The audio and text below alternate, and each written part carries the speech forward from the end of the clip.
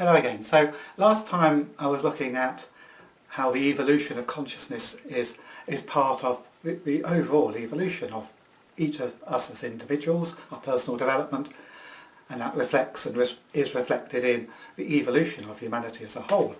And we were looking at both the technological evolution, so from electronics from 1958, still going fast, to holistic health, integrated health from the 1980s, through to what we're now talking about, which is an evolution in how we think, in how we use our minds, in consciousness, which I called in my thesis transcending thought, but we can talk about it as beyond thought. It's where we're using our minds intuitively, creatively, we're visualising, we're recognising our innate wisdom, our inner knowing, and by doing that and rising above our attachment to beliefs and rational thought, that we can achieve so much more, be so much more fulfilled and flowing and so on. So this is the particular evolutionary trend I'm looking at.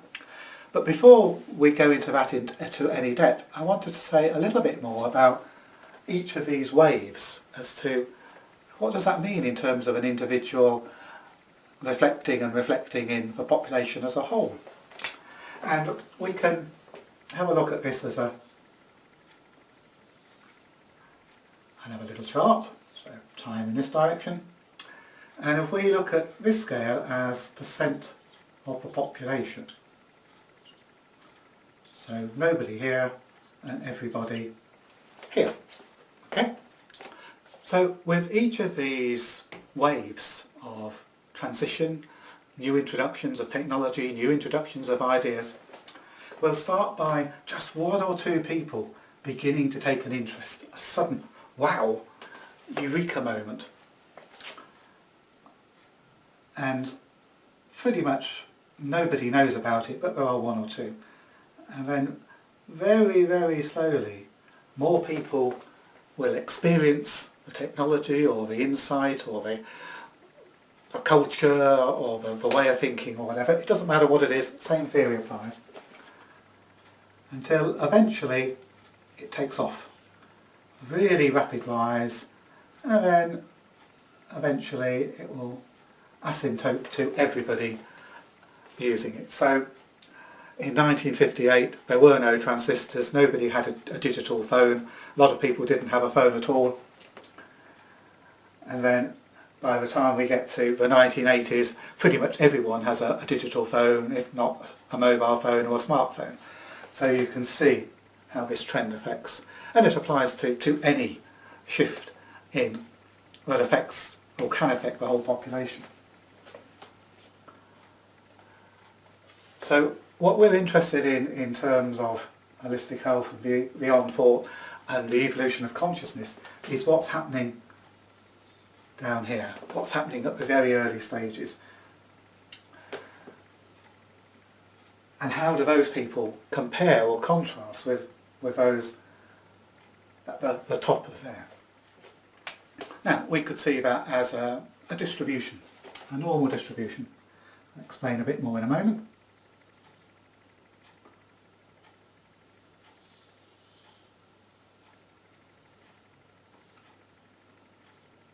So at any given moment, if you ask people a question as to where they stand on something, the majority will be here in the centre.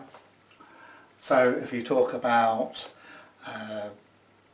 IT, mobile phone usage, maybe most people have got mobile phones and are using it. There are a few who are using the very latest gadgets they can possibly get with all extra facilities, and then at the other extreme you'll have those who perhaps don't even have a mobile phone at all for whatever reason.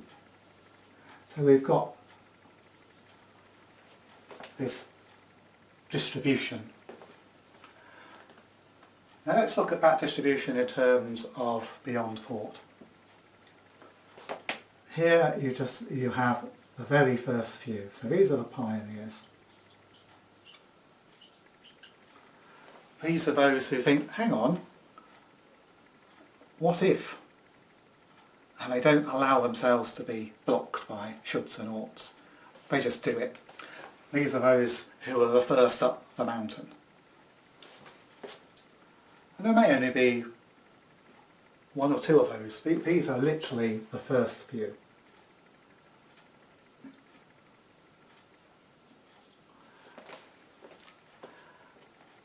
These are the people who will be remembered as the founders. So this is your Alexander Graham Bell of the telephone. And then somewhere time around here, where we're getting into, I don't know, hundreds, thousands,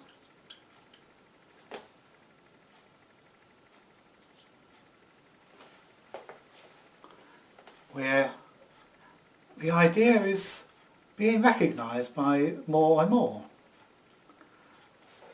And rather than say, oh, the Earth's flat, the few who are intrigued enough and open enough are taking this idea and running with it.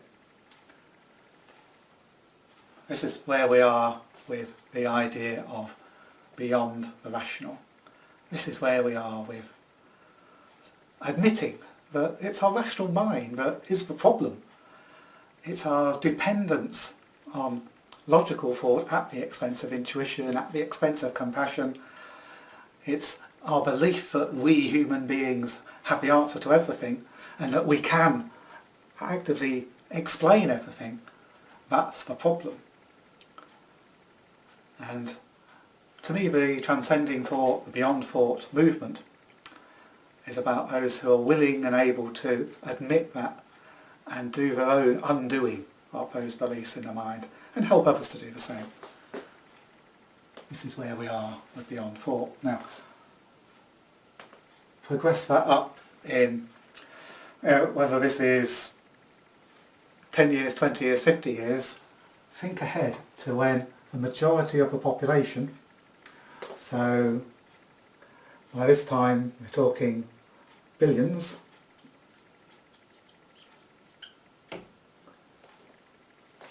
what happens then? Can we imagine a world where the majority of the people are willing and able to trust their intuition? Where the majority of people are so in tune with who they are and what other people need that we don't need to argue, that we don't need to explain ourselves all the time. That is how we're going to bring about a peaceful world. That is how we're going to bring about a world where we all feel fulfilled and happy. I look forward to helping you being part of that movement.